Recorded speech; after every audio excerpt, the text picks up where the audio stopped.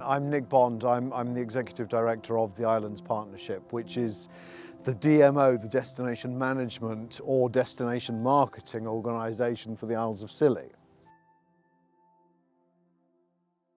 So the Islands Partnership is a DMO, which variously either means Destination Management Organisation, which we prefer, or Destination Marketing Organisation.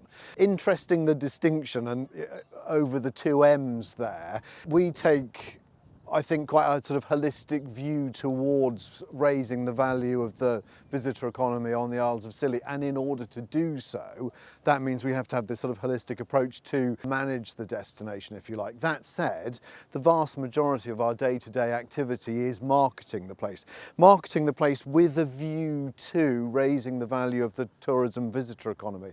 I mean, this place really relies, everything really works around tourism expenditure, and without that I don't think life would be sustainable. You know, you wouldn't have such services as those operated by the steamship company. So we market the place as a tourism destination, and it's a very interesting proposition, tourism destination marketing wise, because of the nature of its seasonality. It has this very hard season, so you know, we can't really add a great deal of value during the summer. The place is booked.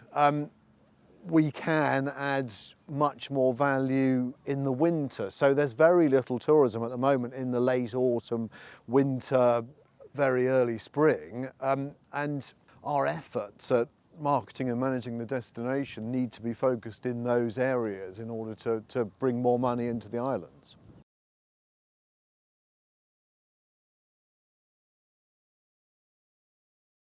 Our members are, in the majority, businesses operating in the tourism visitor economy and businesses that benefit from operating in the tourism visitor economy, and that's across the whole spectrum of businesses that are operating here, from the largest, which are the steamship company and Tresco estate, which are amongst the four strategic partners of the organisation, those also including the Duchy of Cornwall, which is obviously a significant business here, and Penzance Helicopters. And then throughout the spectrum of businesses that operate here, which to a very large extent are accommodation providers. So we've got about 320 members in total, but the larger majority of those are really small businesses, i.e. really individuals who own single properties that are rented to the visitor market. We're very unusual in the sense of having a massively high proportion of the total businesses that operate within the geography that represent that are members of the organisation. I mean, it's unprecedented versus virtually any other equivalent organisation, equivalent DMO that I know. So you get really strong buy-in, which is good because we get zero core funding from the public sector. All of our turnover is money from those businesses operating. The local authority doesn't invest on an annual basis. That's not to say there aren't opportunities for public sector investment in what we do. There are always sort of grants from various bodies and organisations that we can tap into, and I think, you know, this area has more opportunities for those than many, but core funding is entirely from the private sector. So it's a very pure tourism economy DMO funding mechanism from that point of view. You know, really very different from the place where I professionally was previously, which was a city destination and quite mixed.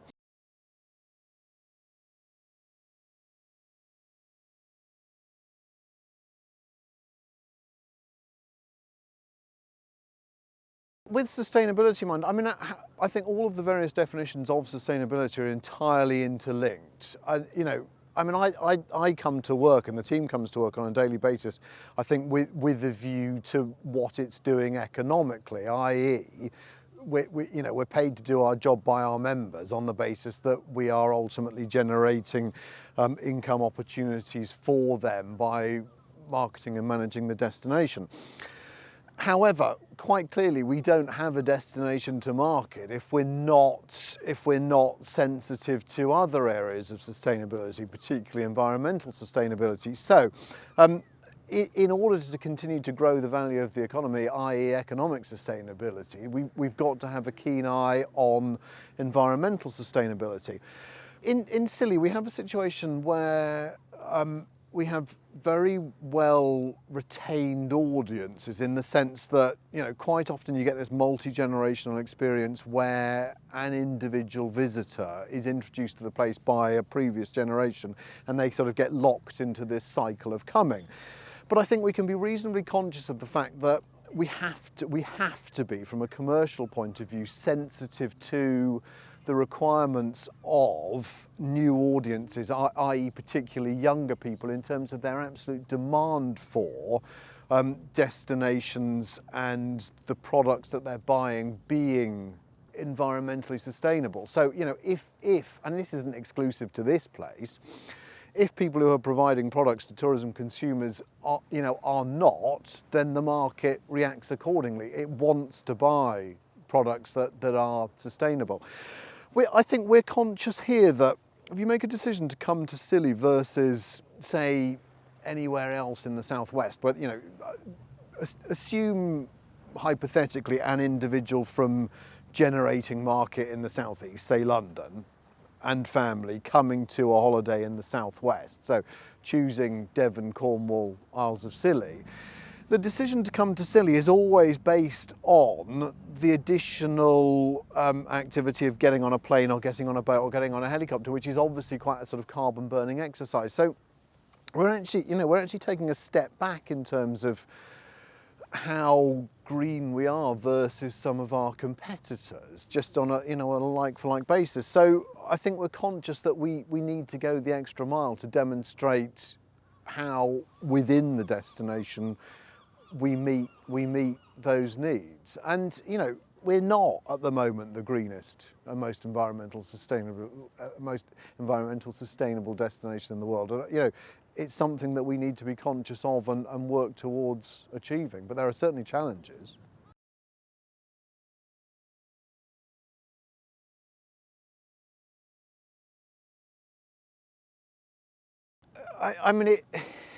Going back to that point about the sort of broad spectrum of members, I think awareness, consciousness, the extent to which they play a role varies very much from one to another, and the extent to which it's sort of recognised as being a problem or set of issues that individual businesses take control of. But I think there is an increasing awareness of the need for businesses to do what they can within the scale of their operation. So, if you take it to the scale of the steamship company, at the moment they're operating assets that are aging. Scilly 3 is not a young vessel. We're undergoing the beginnings of an exercise to replace that vessel, and inevitably, Scilly 3 that is, there are other vessels that they operate. Inevitably, part of that process is choosing a vessel that's going to be more sustainable and fit for the future. So as technology changes and propulsion becomes more green, it can adapt. So, you've got that sort of scale of business that has that level of awareness and can do that sort of thing. But for small accommodation providers, I think it's being aware of the impact of such things as laundry and that sort of thing. That was brought into stark contrast during the pandemic, in the sense that suddenly everybody was conscious with cleaning regimes that they were obliged to actually not be as green as they would expect to be. So you had these sort of two things running parallel and counter to one another. And I thought it was quite interesting to see that reaction locally, that this stuff actually, these requirements don't look as green as we need to be. So, that's quite a good barometer of awareness. I think there can be areas in which it's challenging for individual businesses to take control, that particular problem, and maybe pressures on the marine environment is somebody else's problem.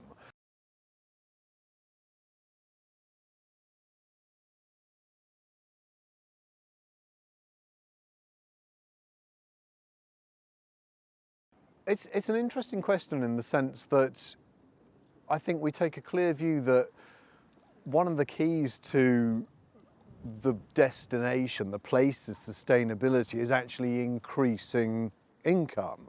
And increased income means greater frequency of, that carbon burning exercise of trips to Scilly. So I think very, very key to that is the energy that's consumed getting from A to B, and the solutions to propulsion for vessels in particular, and ultimately I think with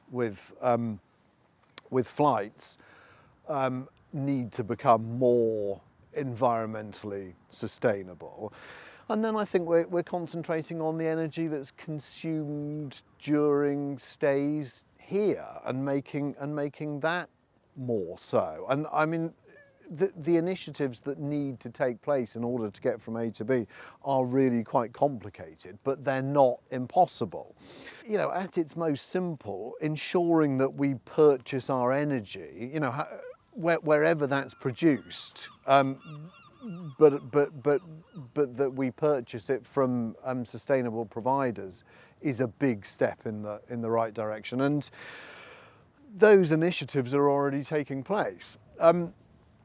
Dealing with the waste that we produce obviously presents all sorts of challenges, and I'm not immediately able to state here and now what the solutions to those are, but those are the sorts of things that we need to be thinking about for the future.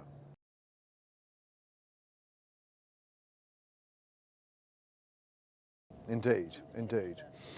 And there I think, it's a case of working with procurement partners that are able to provide those solutions. The means of any institution on Scilly, just by virtue of the number of individuals working in the environment and the financial resources and capacity for staff that we've got, is limited. So you have to work quite smartly with partner organisations and with networks on the mainland to achieve our objectives.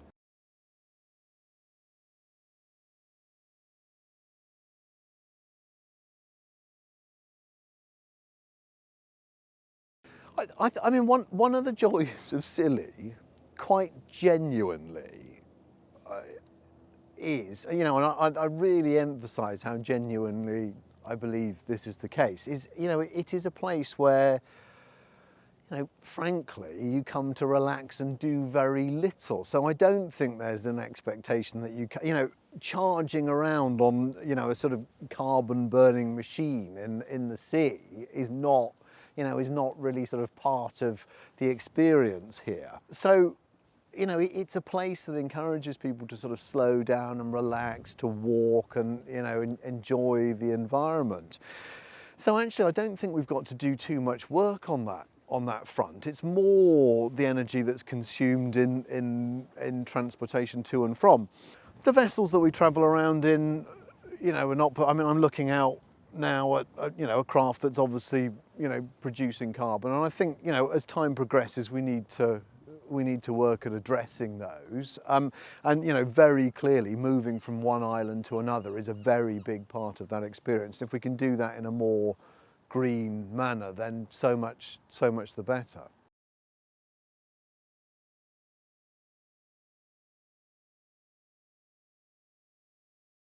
I'm certainly concerned that we have mechanisms whereby they are adequately and properly resourced to undertake the work that's necessary. And I think we need to think about how we fund that, and that includes being open-minded around mechanisms for visitors to contribute to that activity. And I say that being conscious of the fact that not all of our partners, not all of our members necessarily agree that that's the way that this should happen. I think there's always an assumption with that sort of work that the funding should come from somewhere. What is the provenance of the funding? We've got to be practical about such things, and if the provenance of the funding for that essential work is not sort of easily achieved, through public funding and that sort of thing, then, let's look for a solution that allows us to achieve objectives that every individual who's interested in the destination, visitors, businesses operating in the visitor economy, have a vested interest in. And that may well be voluntary contributions from visitors. I certainly think that ultimately, stepping back, looking at the big picture, given that so many people are so invested in the place in this sort of multi-generational repeat visit way, that, there is every likelihood that our visitors want to support that process.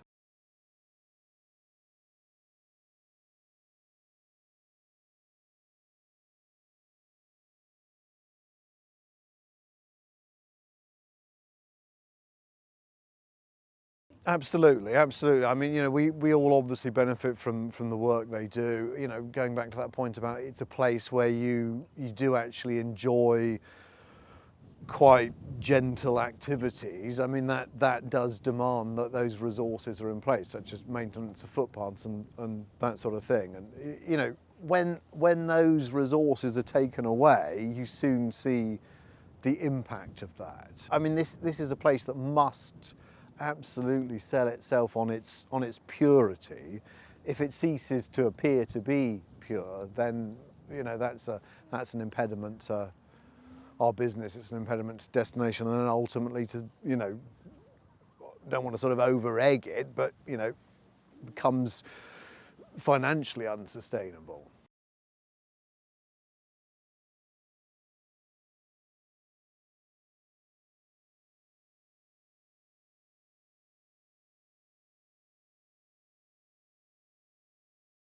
Well, exactly. Although, I think it is genuinely the case. I mean, you only have to look around, look at the quality of the water, look at the quality of the beaches, the green spaces. It is a pure destination, and it's not. It's far from beyond our means to continue to maintain that.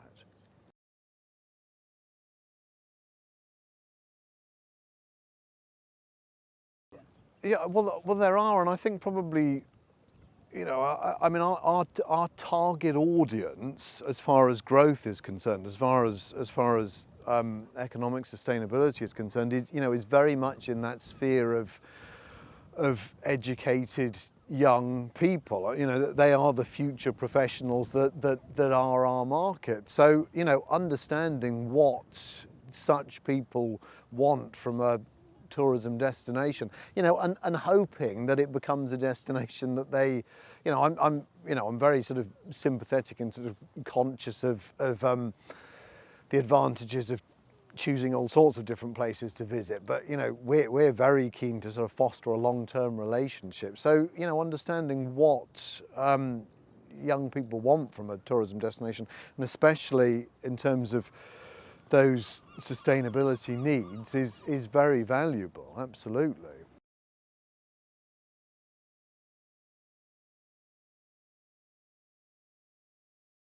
Yes, yeah. And in order to satisfy that, I mean, we've got, as with any marketing proposition, what we market must genuinely offer that. I mean, I do, frankly, between friends, I do have this concern about that fact that, we are trying to be as green a destination as possible, but that is not as simple as just clicking your fingers, and there are challenges. And it is a reality that if you get in a little aircraft and fly over, you're not perhaps as green as you could be versus another destination.